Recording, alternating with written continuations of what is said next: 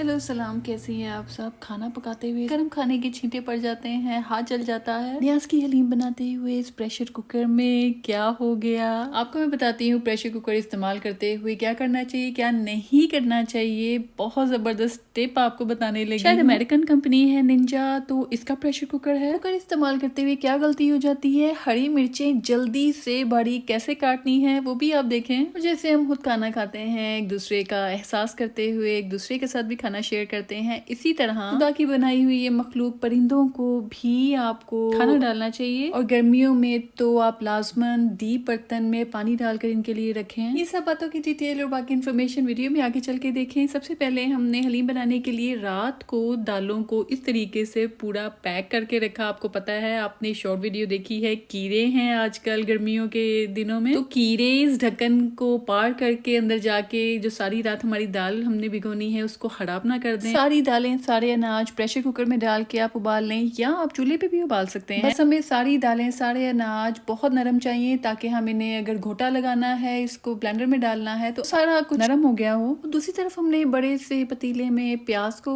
Fry करना है, अंदर अदरक लहसुन डालना है, हरी मिर्चें डालनी है, और साथ हमने गोश्त भी अलहदा उबाल लिया था। चिकन ले लें, लैम्प ले लें। तो गोश्त को उबाल के हमने जब वो नॉर्मल हो जाए तो उसकी हड्डियां अलहदा करनी है। बारीक से बारीक हड्डी भी गोश्त के अंदर ना आए। अब देख लें किस तरह मैं इसको बड़े बेदर्दी से इसको दरमियान से भी तोड़ रही हूँ, क्योंकि मुझे पता है कि अंदर कोई हड्डी नहीं है। वैसे भी इस गोश्त को हमने बाद में पीस ही देना है, तो बहरहाल इसको मैं इसलिए चम्मच मार रही हूँ, ये ना समझिएगा कि मैं हड्डी तोड़ रही हूँ इसकी। खैर, उबली हुई गोश्त को आपने तेल में डाल देना है। ये अदरक लहसुन में सारों में डाल के हमने इसको फ्राई करना है, 5-10 मिनट अच्छी तरह फ्राई करना है। इसके अंदर कुछ ना कुछ यखनी तो होगी। तो जब अच्छी तरह फ्राई हो जाएगा, उसके अंदर हमने लाल मिर्चें, हल्दी, धनिया, सूखा धनिया, जीरा, नमक, सब मसाले डाल देने हैं। अगर आपने जैसे शान के, नेशनल के कोई मसाले हैं फ्लेवर के, वो भी अगर आपने डालने हैं। जैसे मैंने हलीम मिक्स का डब्बा मिलता है, उसके अंदर मसालों का पैकेट भी अलहदा होता है, वो मसाला भी आप 1-2 चम्मच डाल सकते हैं। मैंने उसकी जो पिसी हुई दाल थी वो थोड़ी सी प्रेशर कुकर में डाल के तो दाल उबालने की कोशिश की थी। इतनी हॉरिबल स्टोरी है वो, मैं आपको प्रेशर कुकर की बस बारी आने दे, मैं आपको बताती हूँ वो बात। और इतना मज़ेदार लुक आ गई है इस गोश्त की। गोश्त को हमने पहले हल्का, बहुत हल्का सा गोल्डन ब्राउन, गोल्डन ज़्यादा नहीं हुआ था लेकिन फ्राई हो गया था अच्छी तरह। बहुत मज़े की खुशबू आ रही थी गोश्त की। फिर इसके अंदर जब हम मसाले डालते हैं और अदरक, लहसुन, हरी मिर्चें और गोश्त का जो खुशबू होती है, ये सब ने मिलकर बहुत मज़ेदार खुशबू फैली हुई थी। अच्छा, ये चम्मच मेरा फेवरेट है, इससे आपको मेरी काफ़ी वीडियोस में पता चल गया होगा। इसका फ़ायदा ये होता है कि इससे खाना नीचे नहीं लगता है। आप अगर ज़्यादा चम्मच नहीं भी हिलाते हैं, तो अगर 3-4 मिनट बाद भी अगर आप चम्मच हिलाते हैं, तो वो थोड़ा बहुत जो खाना नीचे लगा होता है वो साफ़ हो जाता है। और जैसे चावल हों, कोई गोश्त कढ़ाई बना रहे हैं, तो ऐसे चम्मच के साथ गोश्त नहीं टूटता है, चावल खराब नहीं होते हैं।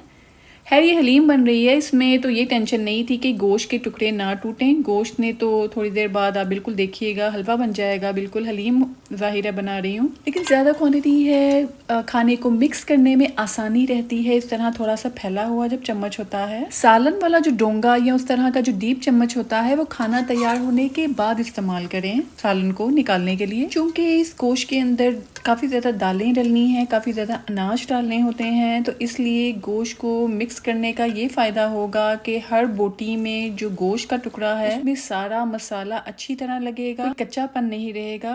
तो एक और टिप मैं आपको इस वीडियो में दे देती हूँ। ये हरी मिर्चें 2 महीने से ज़्यादा हो सकती हैं, लेकिन कम से कम 2 महीने पुरानी तो ये हरी मिर्चें हैं। तो मैंने काफ़ी वीडियो से बता दिया हुआ है। इंडियन ग्रोसरी की जो वीडियो है यहाँ पर अमेरिका में जब हम लेने जाते हैं, उसके अलावा दूसरी भी एशियन स्टोर्स की जो वीडियो है, उसमें ही बताया था मैंने आपको कि जब हम जाते हैं इतनी दूर शॉपिंग करने, ग्रोसरी करने, तो हम महीने 2 महीने का सामान इकट्ठा ले आते हैं। तो ये मैंने हरी मिर्चें बड़े साइज की भी, छोटे साइज की भी, यहाँ पर कई बार आउट ऑफ स्टॉक हो जाती है, तो मैं इनको फ्रीजर में रख दिया था। तो फ्रीजर में भी ये सही रही है, लुक भी इसकी खराब नहीं हुई है। जैसे फ्रिज में ब्राउन हो जाती है या खराब हो जाती है हरी मिर्चें, तो फ्रीजर में रख के आप देखें जरा हरी मिर्चें, उसका आपको रिजल्ट खुद ही पता चल जाएगा। बताना फिर कमेंट में। और ये मैंने देखना, लहसुन को मैंने उसका पेस्ट बनाकर फ्रीजर में रख दिया था, शीशे के जार में डाल के। अब वो एंड टाइम पे वो निकल ही नहीं रहा था लहसुन, तो ऐसे भी होता है। तो जब भी कोई बड़ी इस तरह खास चीज़ बनानी हो, तो मेन इंग्रेडिएंट्स को एक दिन पहले लिस्ट बना के रखें कि कि ये चीज़ें मौजूद हैं कि नहीं, कौन सी पाइप से लाने वाली हैं। और मैं आपको बताती हूँ दाल के साथ क्या हुआ। मैंने सारी दालें, मुझे लग रहा है क्वांटिटी ज़्यादा हो गई थी प्रेशर कुकर में। फिर जब जितनी दाल होती है उससे थोड़ा सा 1-2 इंच, कम अज़ कम 1.5 इंच तक पानी ऊपर लाजमी रखना चाहिए। मैंने प्रेशर कुकर में दाल ज़ाहिर हलीम के लिए ज़्यादा थी। गलती मुझसे क्या हुई कि मैंने जो हलीम मिक्स के डब्बे में पिसी हुई दाल होती है वो भी 2-3 चम्मच डाल दी। अब जब दाल बॉयल हो गई तो निंजा में उसमें कोई शोर नहीं था, बिल्कुल स्मूथली सब कुछ डन हो गया। आप स्क्रीन पे देखेंगे डन लिखा हुआ है। उसके बाद मैंने इसका राइट साइड पे इसके ऊपर जो सीटी होती है, जो जिससे स्टीम निकलनी होती है, मैंने उसको वेंट की तरफ कर दिया थोड़ी देर के लिए। जब मैं 1-2 कप भी अगर चावल या दाल बनाने होते हैं प्रेशर कुकर में तो वेंट की तरफ राइट साइड पे करने से 5-10 मिनट के अंदर अंदर सारी स्टीम निकल जाती है। ये 2-3 मिनट बस स्टीम निकली है दाल में से। उसके बाद इस तरह थोड़ी थोड़ी दाल, जो बारीक बारीक दाल थी, वो इस तरह आप देखें स्क्रीन पे, वो येलो येलो छींटे बाहर आना शुरू हो गए दाल के। 2 मिनट के बाद स्टीम निकलना बंद हो गई और इसके बाद पूरे 5 घंटे तक ये प्रेशर कुकर एक ऐसे इंसान की तरह जो मुंह फुला के बैठा होता है, उसके अंदर गुस्सा भरा होता है, आंखें लाल होती हैं और वो घूर घूर के देख रहा होता है। इस प्रेशर कुकर को मैं जब चलते फिरते देखूं, अब मैं इसको खोलती हूँ, स्टीम खत्म हो गई होगी, अब खोलती हूँ। और मेरी हमाकत देखें, ऐसे बिल्कुल ना कीजिएगा। जो जिनके घर में प्रेशर कुकर है, बच्चियां नई नई किचन में आई हैं, नई बहू है, सास है, कुछ भी है, सब एक दूसरे को बताया करें। ये आजकल के जो अमेरिकन या विलायती प्रेशर कुकर भी हैं, उन पर भी मुकम्मल एतबार ना करें। सोच समझ के ध्यान से काम किया करें। मैंने खुद उसको, अमेरिका में बैठी, हम अपने आप को बहुत समझदार, आजकल के लड़कियां समझती हैं कि हम बहुत समझदार हैं। सारी दुनिया में हम पढ़ लिख के समझते हैं मैं सब कुछ आ गया है। मैं खुद प्रेशर कुकर को पूरे जोर जबरदस्ती के साथ राइट साइड पे ट्विस्ट करके अनलॉक करने की कोशिश कर रही हूँ। वो तो शुक्र है प्रेशर का सिस्टम ऐसा था कि जब तक स्टीम अंदर होती है अनलॉक नहीं होता है। एक तो ये बात थी, मुझे जल्दी से हलीम मुकम्मल करनी थी, गोश्त भुनकर रेडी था और मैं सिर्फ दाल का वेट कर रही थी। दाल उबालते हुए, चावल उबालते हुए इतनी देर तक प्रेशर कुकर खामोश नहीं रहता था। मुझे आधा घंटे बाद बस मैंने बाकी सारे काम आसपास वाले जब मुकम्मल कर लिए, मैं फिर भी प्रेशर कुकर की तरफ देखती जा रही हूँ कि इसकी स्टीम निकल भी रही है कि नहीं निकल रही है। मैं बार बार उसकी सीटी को दाएं बाएं कर रही हूँ। ढक्कन को मैंने बाकायदा दाएं तरफ उसको अनलॉक करने की कोशिश की और सोचे कितनी देर मैंने वेट किया होगा कि मैंने उसको दोनों हैंडल से उठा के प्रेशर कुकर को तो देख रही हूँ कि ये खुल क्यों नहीं रहा है। और एक हाथ से हैंडल पकड़ के, दूसरे हाथ से मैं प्रेशर कुकर को पकड़ के खोलने की कोशिश भी की है। कभी प्रेशर कुकर के साथ ये पंगेबाजी ना करें। अच्छा, एक जबरदस्त टिप है, इसका मैं इंशाल्लाह अलहदा शॉर्ट भी बनाऊंगी और बनाना बनता भी है। बड़ी जबरदस्त टिप है कि जब भी प्रेशर कुकर को 2 मिनट बस स्टीम निकली है, बाद में अचानक से खामोशी छा गई है, तो इसमें आप कम से कम, मुझे पता भी था कि मैं वेट करती हूँ, कई बार ऐसे होता है, पहले होता है ऐसे, प्रेशर कुकर के ऊपर जो सीटी वाली जगह है जिसको स्टीम का लेफ्ट तरफ करें तो स्टीम हो जाती है, राइट साइड पे करें तो अनलॉक हो जाता है। उसके साइड पे आपने नोट किया होगा सिल्वर कलर का छोटा सा राउंड बटन कुछ है, वो जब भी ऊपर की तरफ उठा होगा इसका मतलब प्रेशर कुकर के अंदर स्टीम अभी है, और जब वो बैठा हुआ होगा वो सिल्वर का बटन, इसका मतलब स्टीम अंदर से खत्म है, खाली है प्रेशर कुकर, अब ये अनलॉक हो जाएगा। और मुझे नजर भी आ रहा है कि वो स्टील का अभी ऊपर है कि अंदर स्टीम अभी बाकी है, तो मैं फिर भी उसको खोल रही थी।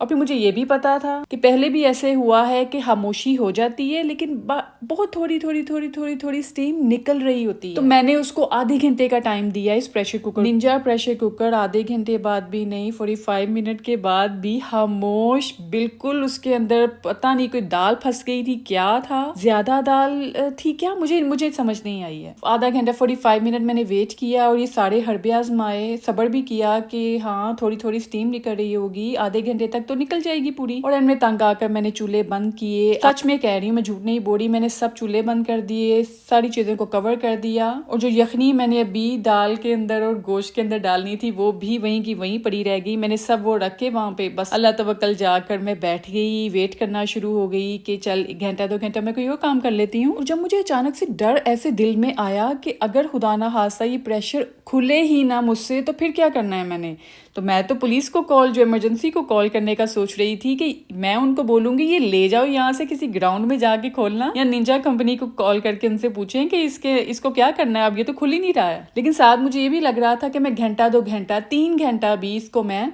अकेले पड़ा रहने देती हूँ, थोड़ी थोड़ी करके स्टीम खुद ही निकल जाएगी। अगर ना निकली इमरजेंसी को कॉल कर लूंगी। और मैंने तो 2 हाजत के नफल पड़े कि कोई नुकसान ना हो जाए, और ये खैर इसको 5-6 घंटे दिए थे और अल्लाह का शुक्र है कि स्टीम सारी खुद ब खुद थोड़ी थोड़ी करके। तो ये टिप है कि जब प्रेशर कुकर अगर आपको लगे कि अभी उसकी 2 मिनट बस स्टीम निकली है, फिर खामोशी हो, तो बस फिर थोड़ी थोड़ी स्टीम खुद ब खुद निकलने दें, टेंशन ना लें, प्रेशर कुकर के साथ पंगेबाजी ना करें। और साथ अपने बर्ड फूड के जो सेक्शन है जहाँ पर परिंदों के लिए खाना मिलता है, वो अपने सेक्शन को बहुत गौर से देखा होगा। वहां से आप बाजरा हर किस्म का ले सकते हैं, बड़े छोटे बर्ड्स के लिए। तो वो लेके कितने अच्छे लग रहे हैं। और इस तरह थोड़ा थोड़ा करके आप किसी जगह में भी डालें, बाहर थोड़ा थोड़ा करके डालें, ताकि ज्यादा बर्ड्स आए तो वो लड़े ना आपस में और सबको मिल जाए। तो थोड़ा थोड़ा ऐसे करके एक एक पैकेट ऐसे थोड़ा दूर दूर करके डालें, ढेर लगा के।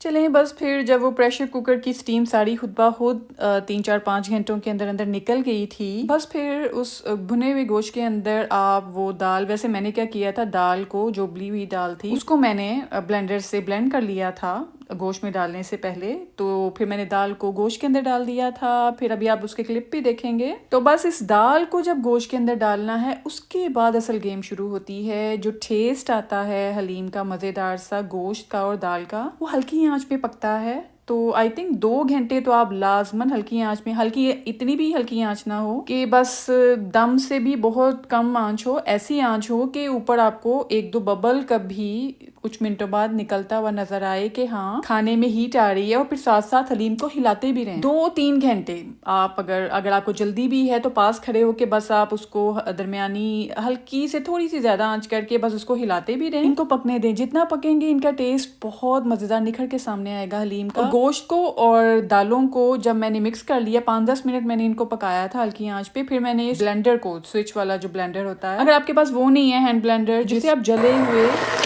चूल्हे के ऊपर ही आप अपनी हलीम को ब्लेंड कर सकते हैं, अगर आपके पास वो नहीं है तो आप फिर ये है कि बस दाल और गोश्त को आप अलहदा जूसर में, ब्लेंडर में अलहदा से जग में निकाल के आप कर लें। जब पूरी ब्लेंड भी हो जाती है हलीम की तरह, फिर भी आपने मेरे कहने पे 1-2 घंटा लाजमन इसको हल्की आंच पे पकाना है। आप खुद देख लें कि पकाने के बाद आहिस्ता आहिस्ता, जो मैं सारे स्टेप आपको आगे क्लिप्स में पता चल जाएंगे, कुछ 15 मिनट के बाद है, कुछ 10 मिनट के बाद का क्लिप है, कुछ आधे घंटे के बाद का है, तो आपको पता चल जाएगा कि क्या फर्क पड़ा मुसलसल इसको दम पे रखने से।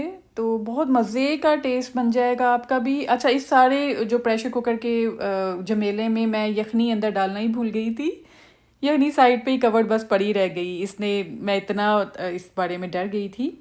है हलीम बहुत मज़े की बनी। आज की वीडियो में आपको बहुत ज़्यादा काम की, पते की बातें भी पता चल गई होंगी। वीडियो कैसी लगी, हलीम कैसी लगी, और हरी मिर्ची भी मैंने आपको बारीक कैसे काटते हैं वो भी बता दिया है। प्रेशर कुकर में, खासतौर पे निंजा प्रेशर कुकर को किस तरह से इस्तेमाल करना है वो भी मैंने आपको टिप्स दिए। वीडियो अच्छी लगी है लाइक कर दें और चैनल को सब्सक्राइब भी कर दें। चैनल को सब्सक्राइब करने का तरीका मैंने बहुत बार बताया हुआ है। सब्सक्राइब बटन को क्लिक करते हैं, 4 ऑप्शंस आती हैं, उनमें ALL ऑल को क्लिक करना है। बेल काली हो जाएगी, ब्लैक हो जाएगी, तब से ही सब्सक्राइब होता है।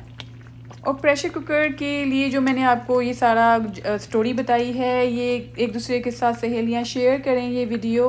मेरे चैनल की किसी वीडियो से आपका फ़ायदा हो, मुझे दुआ में ज़रूर याद रखा करें। 90% लोग वो हैं जो सब्सक्राइब ही नहीं किया हुआ, वीडियोस चोरी चोरी आके देख रहे हैं। चोरी चोरी वीडियो ना देखें, सब्सक्राइब भी करें, और जो है सब्सक्राइब किया हुआ है वो वीडियो भी देखा करें। मैं भी डेली कोशिश करती हूँ कि टाइम निकाल के जिनको मैं सब्सक्राइब किया हुआ है उनकी वीडियोस को जाकर देखूँ। लाइक मैं लाजमी कर देती हूँ, मैं बिज़ी हूँ तो लाइक तो लाजमी कर देती हूँ, कमेंट भी अच्छा सा कर देती हूँ। आप भी दिल बड़ा कर लें। और हर वीडियो की तरह इस वीडियो में भी आपको कहूँगी कि अपने पेरेंट्स का, अपने माँ बाप का माहाना खर्चा लगाएं, मंथली पॉकेट मनी उनको दिया करें, उनकी ज़रूरत की चीज़ें, उनकी दवाइयाँ उनके कमरे में, उनकी पर्सनल अलमारी में ला के रखें। और आपके पेरेंट्स आपसे खुश हो के आपको ढेर ढेर दुआएं देंगे, और उनकी दुआओं से आपके वो काम इतनी जल्दी हो जाएंगे जिनके लिए आपको बहुत मेहनत करनी पड़ती थी। चलिए अपना ध्यान रखिए। अल्लाह हाफिज़।